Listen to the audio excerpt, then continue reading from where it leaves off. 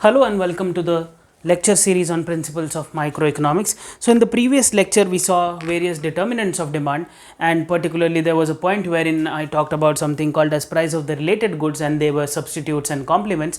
So in the today's lecture I will talk about what are substitutes and what are complementary goods. So the substitutes are those goods or services which can be used in place of the original good which you intend to purchase or to consume. So for example, let us say that I wanted to consume tea, but I replaced that with coffee. So tea and coffee are substitute goods of each other. Similarly, sugar and jaggery, they are substitutes of each other. So effectively, any good which can be used in place of the other good is called as a substitute good.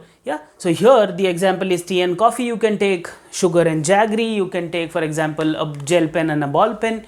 So there are n number of examples which you can have for substitute goods. So any good which can be used in place of the other good is called as a substitute good. So I hope the concept of substitute goods is pretty much clear. There's nothing great in it.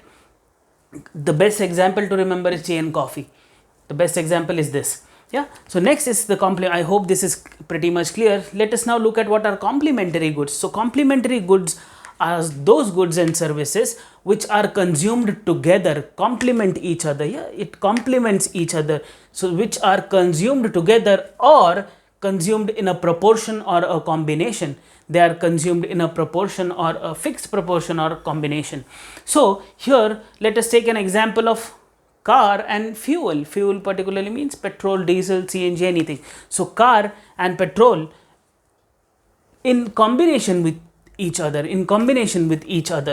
So these are complementary goods. They can be used in combination of each other. For example, bread and butter in combination of each other. You cannot eat only butter or you cannot eat only bread. You need a combination of both of them. So complementary goods are usually consumed in a perfect combination, or in some certain pre-decided proportion.